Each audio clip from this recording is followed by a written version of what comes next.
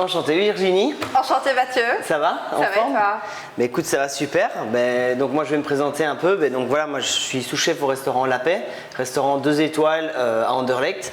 Et en plus j'ai participé à Top Chef saison 12. Et aujourd'hui je suis là un peu pour montrer des recettes typiquement bruxelloises avec des produits de Bruxelles qui peuvent accompagner parfaitement les cafés Nespresso, aussi bien des cafés plus fruités que des cafés plus forts, etc. Super, écoute, on a toute une gamme de cafés à découvrir. Vraiment heureuse de t'avoir aujourd'hui comme chef invité chez nous. Donc aussi hâte de découvrir ces préparations typiquement bruxelloises. J'ai envie de dire, allons-y, je ne sais pas comment je peux t'aider. Alors, on va commencer par le bodding. Est-ce que ça te parle, le bodding? Moi, j'ai un background, il y a très longtemps, j'étais en boulangerie, donc ça me dit quelque chose. Oui. Voilà, en fait, le bodding, c'est un mélange, de base, c'est une recette néerlandophone. En fait, ça vient du mot brood, de mot pain, en fait, et qu'ils ont mélangé avec le mot pudding, et donc ils ont fait bodding. Et en fait, en Flandre, on consomme ça, c'est donc en fait du pain mélangé avec des œufs, du lait. Et en fait, à Bruxelles, on était un peu plus gourmand. Et alors, qu'est-ce qu'on a fait? On a utilisé en fait des anciennes viennoiseries. Donc, tu sais, tous les gens ont toujours un reste de cook, un reste de croissant, etc. Et donc, ici, tu vas voir, on va faire une recette de manière à avoir vraiment zéro déchet et avoir une nouvelle préparation qui est vraiment délicieuse. Donc, en plus, on a de quoi utiliser nos petits restes. Voilà, exactement. Parfait, allons-y alors. Donc, voilà, j'ai été un peu gourmand hier. Donc, il y a plein de coups qui restent. Et donc, voilà, ici, je vais juste tout couper en morceaux. Et toi, Virginie, tu vas pouvoir tout mettre dans le récipient. Ok, parfait. Et en fait, l'intérêt vraiment du bodding, c'est qu'il peut changer en fonction justement des viennoiseries que tu as. Si vous avez des viennoiseries au raisin, si vous avez des viennoiseries ici, c'est tout des pains au chocolat. Donc ça qui est vraiment intéressant, c'est que la recette évolue en fonction de ce que vous avez eu envie de prendre lors de votre petit déjeuner. Et toi, alors, ton préféré, du coup, c'est le pain au chocolat? Oui, exactement. Moi, c'est pain au chocolat et croissant. Hop, on va tout couper. Et alors, il faudra faire attention que le bodding, il y a une recette de base, mais après, chaque viennoiserie réagit différemment en fonction de là d'où elle provient. Donc, il y a des viennoiseries qui absorbent plus le lait ou moins le lait.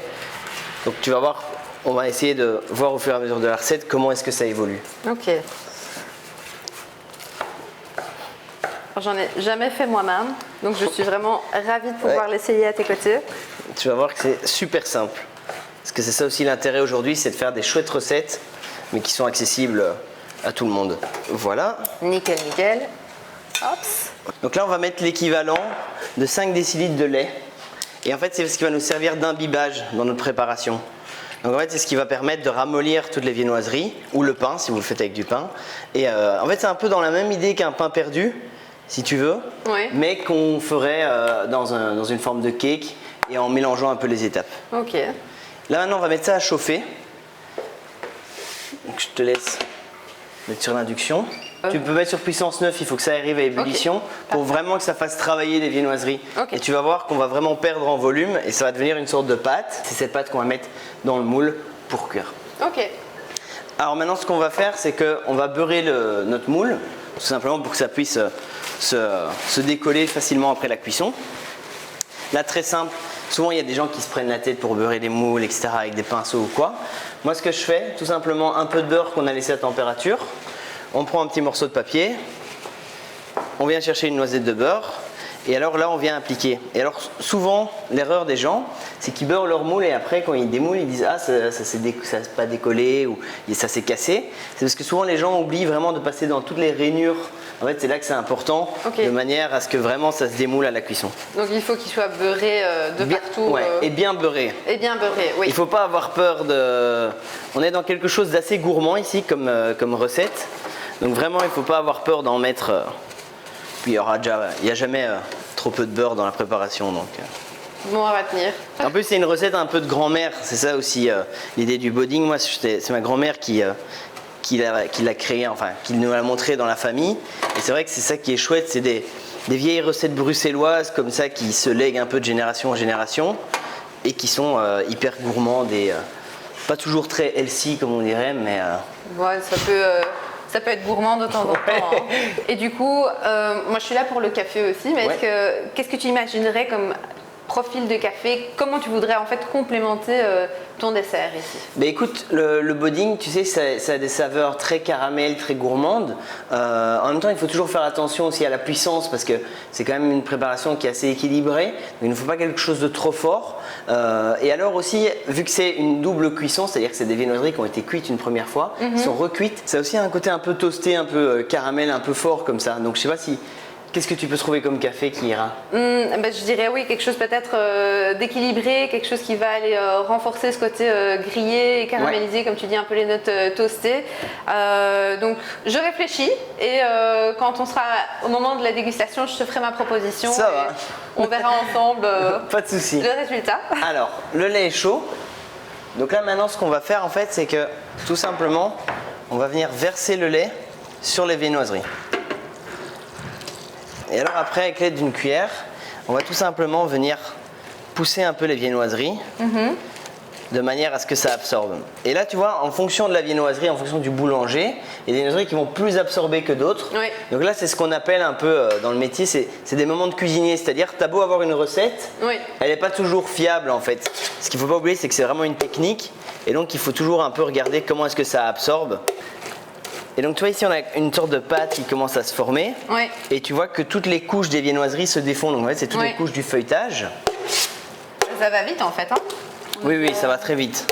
Et alors ici maintenant ce qu'on va faire c'est rajouter la cassonade. Voilà.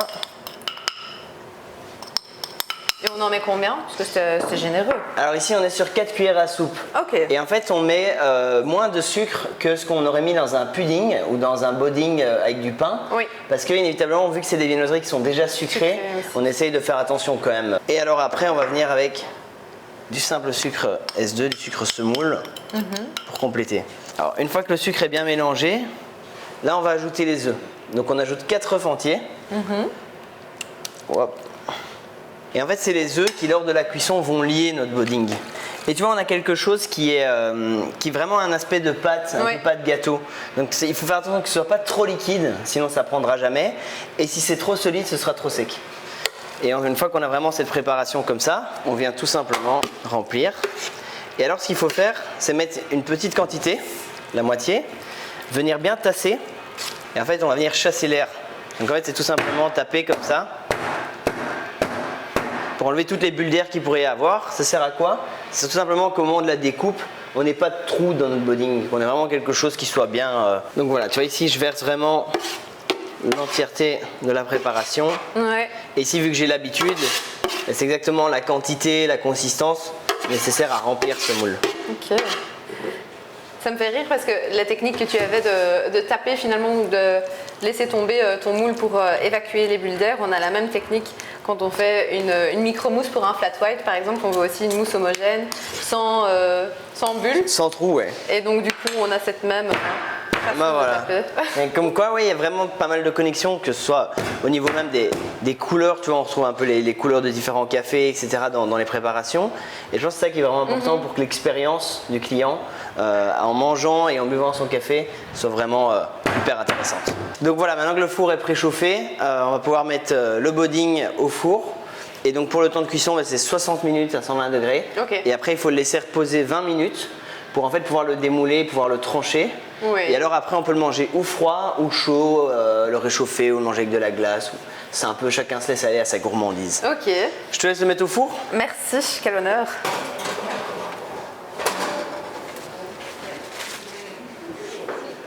Donc voilà, ici le pudding, il est refroidi, il est prêt, donc on va pouvoir le découper. Nickel. Bah, il est beau en tout cas, hein. Il y a vraiment cette couche marbrée qu'on retrouve, dont tu parlais quand on mélangeait, on la voit aussi dans la préparation.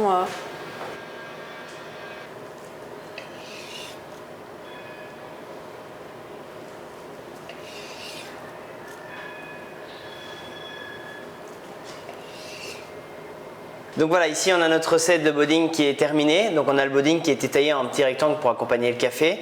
Et puis juste pour ajouter du croquant, on va ajouter une petite poudre de spéculose, donc juste des spéculoses concassées. Et aussi parce que c'est un peu une touche bruxelloise en plus. Et voilà, on est prêt pour boire le café avec. Mais oui, on va préparer ça tout de suite. Alors, ma suggestion, et c'est super parce qu'on reste vraiment dans les mêmes tonalités de couleurs, ce sera notre capsule de café Orafio, un mélange Arabica et Robusta qui a vraiment un côté caramélisé de notre grillé, qui à mon avis vont vraiment venir soutenir la douceur de la recette et ce côté toasté dont tu avais parlé.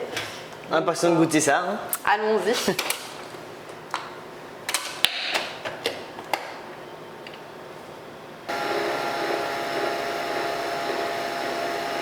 Voilà, un délicieux espresso. Et alors, celui-ci aussi, il a une torréfaction fractionnée, c'est-à-dire qu'on a fait d'un côté les Arabica et d'un autre le Robusta pour vraiment avoir le meilleur des grains et puis seulement les remélanger ensemble. Donc, je te propose de toi boire le café et moi ça va, pas de souci. Bonne dégustation. Oui, ça marche bien. C'est ça qui est intéressant ici dans les différentes recettes qu'on va vous proposer, c'est que chaque personne, en fonction du moment qu'il a envie de passer, peut boire un café différent. C'est-à-dire que même moi, en tant que grand consommateur de café, ici c'est vraiment un café de fin de repas. C'est très doux, c'est très rond, c'est pas très fort, c'est pas lourd. Et avec le Boding, je pense que c'est parfait. Allez, je te laisse quand même faire le pairing. Hein. Merci beaucoup de nous avoir suivis dans l'élaboration de cette recette. N'hésitez pas à m'envoyer vos versions sur mon Instagram Mathieu Top Chef. Et également Nespresso Belux ou aussi venez nous rendre visite dans notre nouvelle boutique Avenue Louise.